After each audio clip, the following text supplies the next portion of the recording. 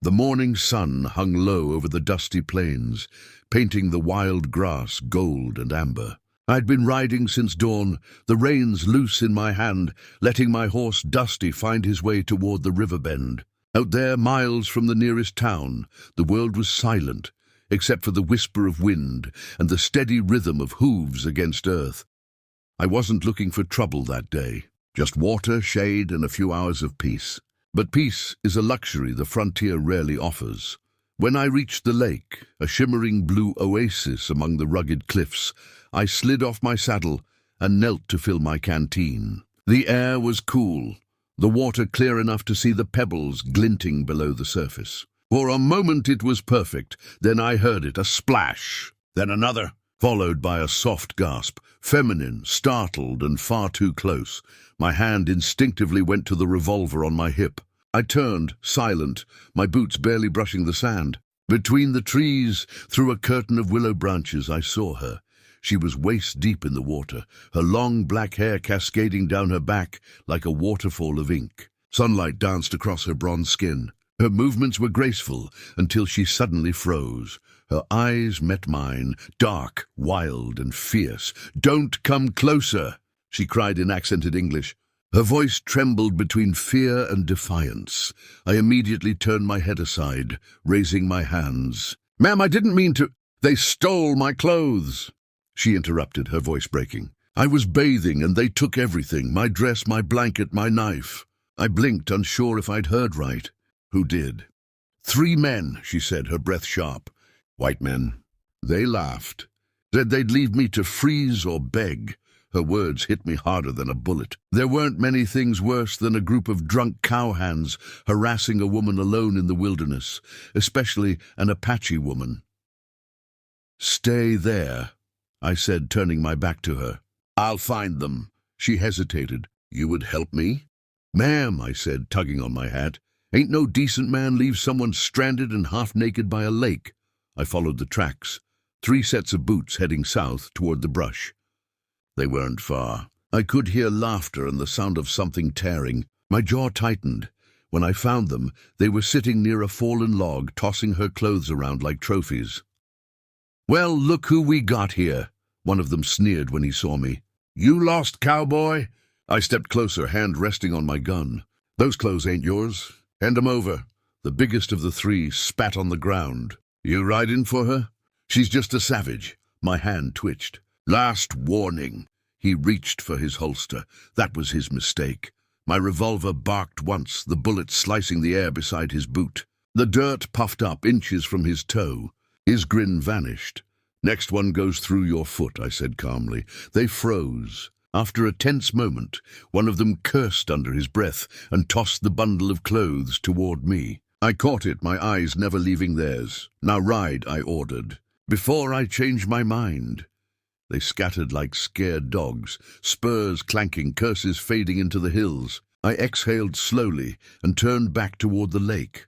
When I returned, she was crouched behind a rock, only her eyes visible above the edge. "It's safe," I said, holding up her dress. "They're gone." She hesitated again, watching me carefully. I placed the bundle on a nearby bush and stepped back, keeping my eyes on the ground. "You can dress," I said quietly. "I won't look."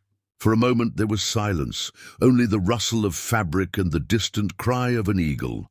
When she finally spoke again, her tone was softer. "You are different from others," she said. I turned, just enough to see her now dressed in a faded buckskin dress, her hair still wet and clinging to her shoulders. She stood proud and wary, like a deer ready to bolt. "Name's Jack Callahan," I said, tipping my hat. "And you are?" "Nietzsche," she said cautiously. "Daughter of Chief Talaco, or what's left of him." Her words carried sorrow. I didn't need to ask what she meant. I'd heard stories, raids, broken treaties, the Apache driven off their lands. "You were far from your people," I said. She nodded. "They are gone. I came here to find herbs, to heal, and to remember." Her gaze fell to the water. "Now I have only shame." "Don't say that," I replied firmly. "You did nothing wrong." She looked up at me then, really looked. "Why did you help me, cowboy?" "You could have taken what they did." I met her eyes, because my mama raised me better than that. For a heartbeat, neither of us spoke. Then she smiled, faint and unsure, like sunlight breaking through storm clouds. The wind carried the scent of pine and wildflowers. Dusty whinnied softly behind me. "You should come with me," I said finally. "There's a small cabin not far. You can rest, eat something. Then we'll figure out what to do next." Nietzsche hesitated, clutching her blanket tighter. "If I go with you, will your people hunt me?" "I don't have people," I said. "Just a horse and a bad habit of helping strangers." That made her laugh, quiet, musical, unexpected. "All right, Cowboy Jack," she said at last. "I will trust you for now." We walked side by side through the brush, her bare feet barely making a sound. The sun climbed higher, burning the mist off the water, but even as we moved towards safety, I couldn't shake the feeling that this was no chance meeting. Fate had crossed our paths for a reason, and the West, I knew too well, had a way of testing every bond it created. When we reached the ridge, I looked back once more at the lake, calm and glimmering in the distance. That was where I'd found her, alone, afraid and fierce, and deep down I already knew that moment would change everything. The trail to my cabin twisted through hills, scorched gold by the sun. Dusty walked ahead, his tail flicking lazily, while Nietzsche followed a few steps behind me, silent but alert, like a shadow that had learned to breathe. Every few minutes, she'd glance over her shoulder, as if afraid the men from earlier might return. I couldn't blame her. Out here, danger had a long memory. "You can relax," I said gently. "No one's gonna hurt you now." Her gaze stayed fixed on the horizon. "You speak as if you can command the world, Cowboy Jack, but the world listens to no man." I smiled faintly. "Maybe not, but it listens to my gun sometimes." That earned a small smirk from her. It was the first hint of peace I'd seen on her face since the lake. When we finally reached my cabin, the afternoon sun had started to sink behind the hills. The place wasn't much. A single room, logs dark with age, smoke curling lazily from a stone chimney. But it was safe. I pushed the door open and gestured inside. "Welcome to my palace." She stepped in, cautious but curious. Her eyes drifted over the shelves of tools, the rifle above the hearth, and the old blanket folded neatly on the bed. "It is small," she said softly, "but warm." "That's all a man needs out here," I said, hanging my hat. "Warmth and quiet." She moved toward the fire and knelt beside it, her hands extended toward the heat. I noticed how her fingers trembled, partly from cold, partly from something deeper. I poured water into a kettle and set it over the fire. "You hungry?" She nodded. "Since yesterday morning. I cooked what little I had, beans, jerky, and hard bread." She ate quietly, never wasting a bite. When she finished, she looked at me with those dark, steady eyes that seemed to see through everything. "You did not ask what those men wanted," she said. "I already know," I replied. "I've seen their kind before." "Then you know," she said bitterly. "They will come again." Her words settled heavy between us. "I can handle them," I said. "You just rest tonight. Tomorrow, I'll take you north, closer to the mountains. You'll be safer there." She shook her head. "You cannot take me where safety lives. It died with my people." Silence. The only sound was the fire crackling, the wood hissing softly. Finally, I asked, "What happened, Nietzsche?" Her eyes glistened, but her voice was steady. "A white general came with soldiers. They said we must move again." My father refused. He said, "This is our land, the bones of our ancestors." The soldiers shot him before he finished speaking. She took a breath, her voice low. "I buried him myself. Then I walked until I found that lake. I thought the water would wash away the blood. I couldn't find words. No, I didn't try. Instead, I reached for the blanket beside me and placed it gently over her shoulders. "Rest," I said. "You're safe tonight." She looked up at me, surprise flickering in her eyes. Then slowly she nodded. That night a storm rolled in, wind howling through the cracks, rain hammering the roof. I sat by the fire, cleaning my gun, while Nietzsche slept on the bed. Or at least I thought she did, until she spoke. Jack. I turned. She was awake, her dark hair loose around her face. Why do you live alone? Because it's quieter, I said after a moment. Easier to forget. Forget what? People, I said simply. War deaths, my own mistakes. She studied me, her gaze softer now. You have pain too. Everyone out here does.